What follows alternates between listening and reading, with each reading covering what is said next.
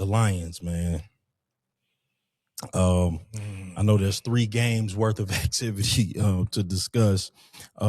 This past weekend, they did beat the Bears 19-16. Jared Goff threw for 331, 1 touchdown, 1 interception. St. Brown had a big game, capped the season, 11 receptions, 139 yards. Gibbs chipped in with 80 rushing yards and a TD reception. Overall, decent showing at the Bears. But unfortunately, the last 3 weeks did not shake out the way we wanted. They lost both the game to Pittsburgh as well as to the Vikings, finishing 1-2. How do we feel about the way the season finished? We happy? We indifferent? We disappointed? I probably know the answer to that, man. Yeah. What say the people's champ? Well, buddy, Happy New Year to you. I think disappointment. Again, I think we said earlier in the season, at least I did, Lions fans, we torture ourselves. Mm-hmm. And I'll speak for myself. I did a lot of mental gymnastics, these last couple of weeks. Mm-hmm. But at the end of the day, just saw what was coming and it finally hit us. Yep. All the things that that kind of was in the back of my head that would give me pause or make me nervous, on the outlook of the season at the beginning of the season, the absence of, or the departure, I should say, of Ben Johnson, Aaron Glenn, and all of the pieces that we lost on the O-line. Yeah. It just all kind of came to a head and it started to become consecutive. Yeah. And it just got bad. I mean, but it's extremely disappointing, man.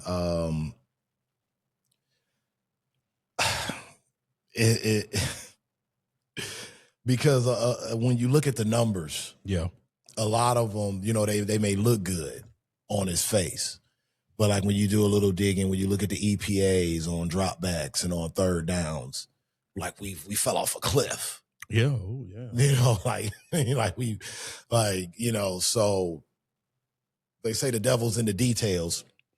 Always. And I think with this team, that was very much so the case. When you look at losing Kevin Zeitler to Tennessee, where we, probably could have kept him for relatively cheap.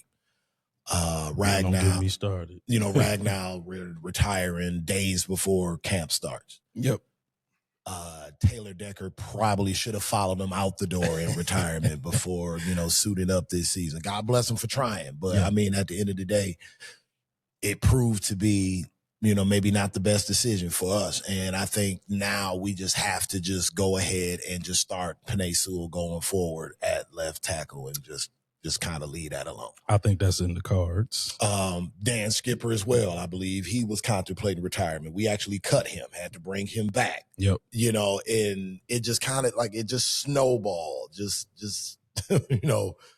from that point on. Christian Mahogany goes down with a broken fibula. He actually came back, surprisingly. But the time that he lost, the lack of continuity. Then you factor in how we don't play starters in the preseason. So there's that. Then you lose Laporta. And it just all kind of trickled down from Goff no longer being comfortable, being more so of a platform thrower. Mm-hmm. The running game as the season progressed.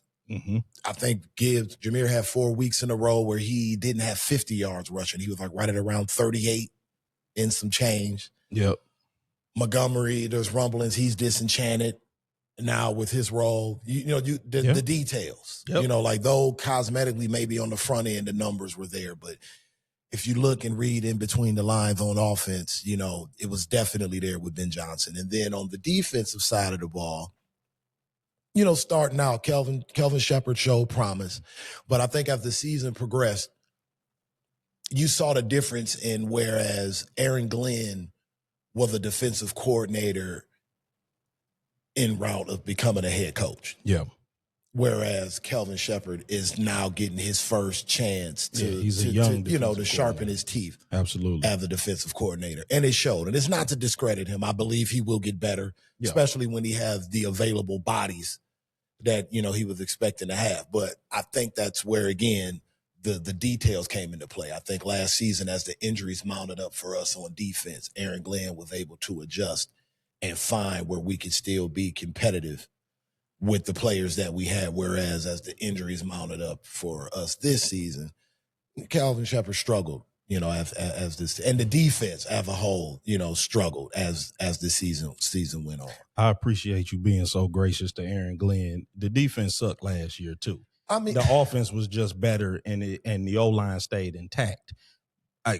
Aaron Glenn, his scheme was awful, and it is awful.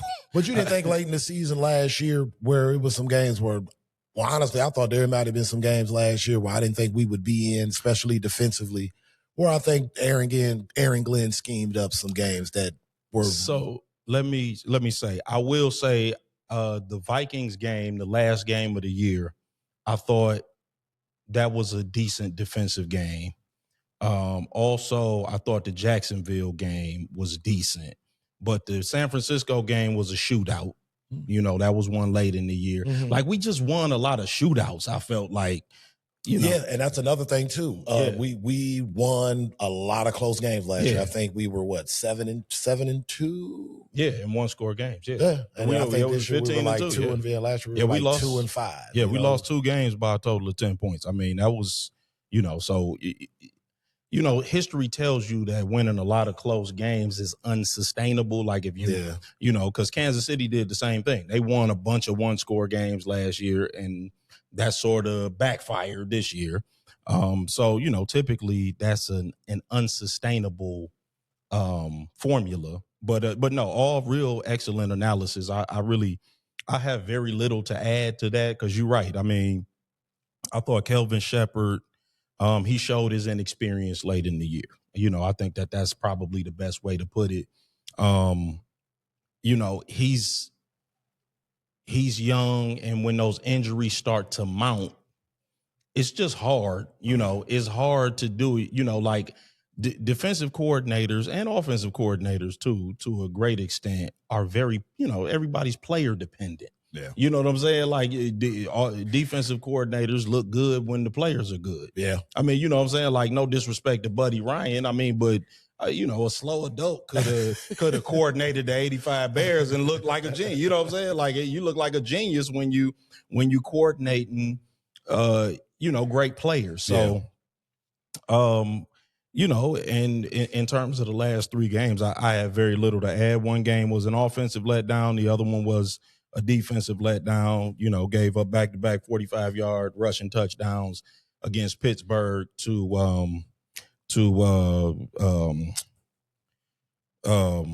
man, why am I drawing a blank on the running back's name? But we gave up back-to-back, not Gainwell, but the other one. And Jaylen Warren. Yeah, Jaylen Warren, thank you.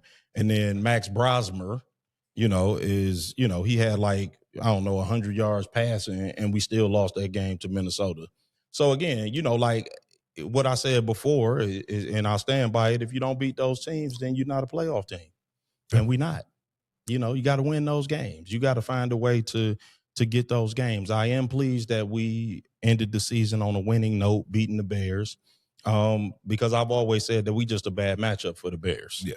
The Bears, their defense depends on turnovers. They don't really get stops.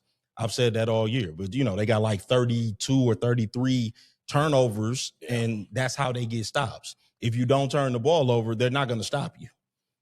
That's why I feel like, they are one and done, and we'll get to our playoff predictions in a little bit. But and basically if we didn't turn the ball over the one time we did, we'd have beat them by multiple scores instead of just having to kick the game-winning field goal. But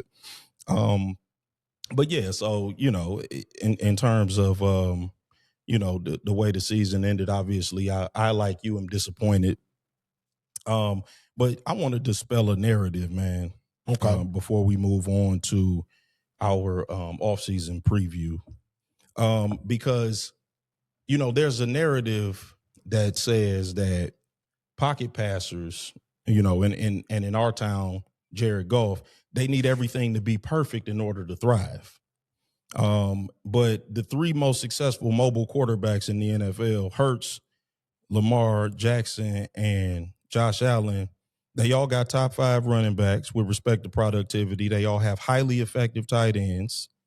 Jackson and Allen both have 2 highly productive tight ends in Likely and Andrews for Jackson, Dawson Knox and Dalton Kincaid for Allen, and then Hurts has Goddard, who's probably a top 5 tight end.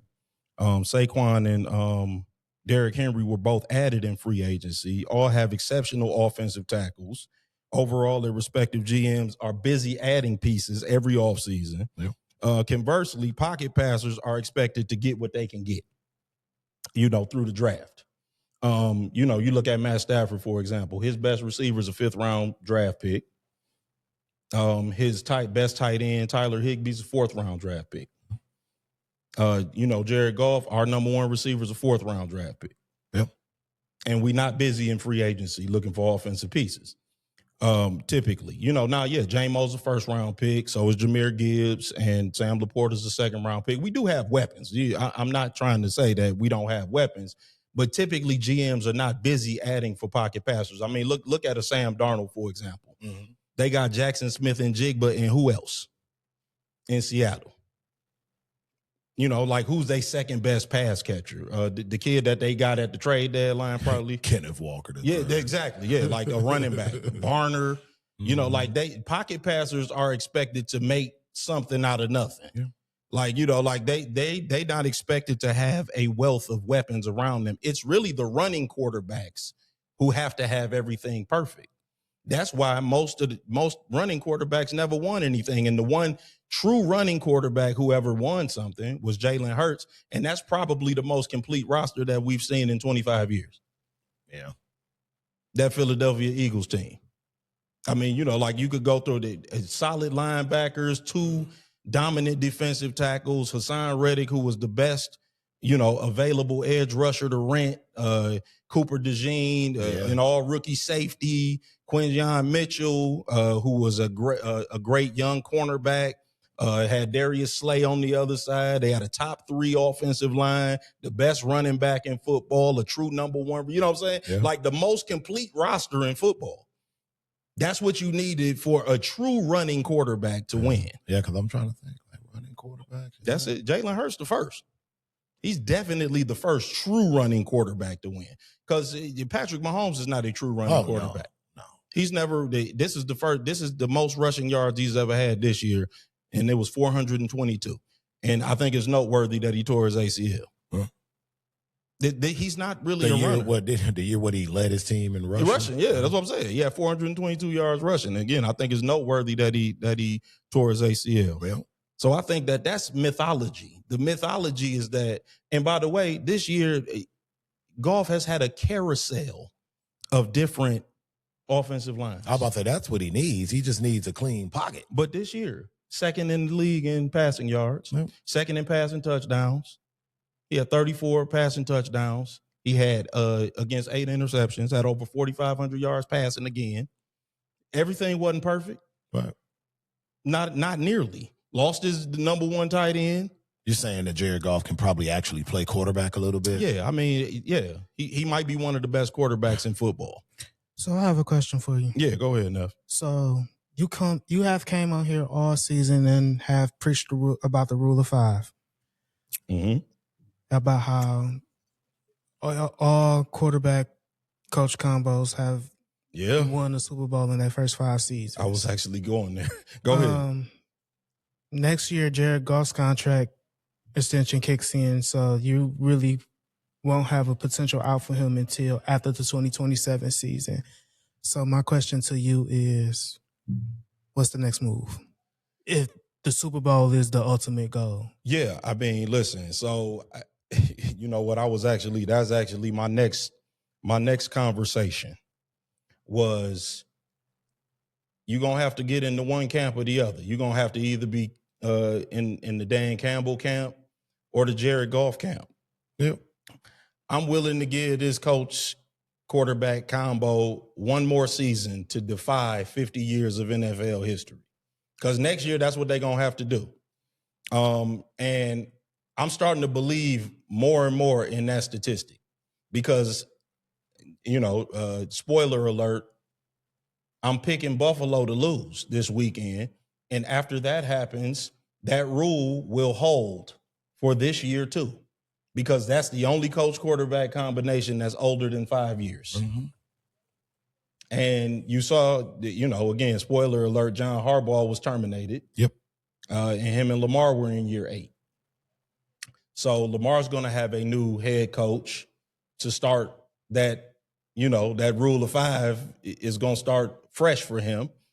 But everybody else is under 5 years that's in the playoffs now. How many years your boy got? Who that? In L.A.? Stafford. Herbert. Oh, Herbert. This is just the second year for him and Harbaugh. Oh, so they got 3 more. Mm-hmm. Yeah, it's just their second year. Cohen and Trevor Lawrence. It's just their first year together. Yeah. And by the way, Jacksonville is hot. And that's and it's Drake May and Vrabel's first year together. That's right. Yep. Same with Caleb and Ben Johnson. Yep. And then this is year 5 for Matt LaFleur and Jordan Love, even though this is, I think, Jordan Love's 3rd year as the starter. But this is actually technically year 5 for them. This is year 5 for Brock Purdy and Shanahan. Kyle Shanahan. Yep. But Kyle Shanahan he changed quarterbacks on him. Yeah, Kyle Shanahan, he don't care. He don't care. Kyle Shanahan. That's just the culture there. They're they're like kind of almost like Miami Heat-esque. Yeah, they move on. Yeah, they have like a type. Yeah. Like you're either a 49er type guy for position or you're not. Yep. And they find a way and they have a way of identifying those type guys. Yep. But yeah, just to put a cap on that, Jared Goff, he ended the season 4,564 yards, 34 touchdowns against 8 interceptions. That's the second best touchdown to interception ratio behind Stafford, who threw 46 and 8. Mm-hmm. And he finished 3rd in quarterback rating. So, yeah, I mean, still had another outstanding year statistically. I think we had the 3rd best offense, over 28 points a game. Mm-hmm.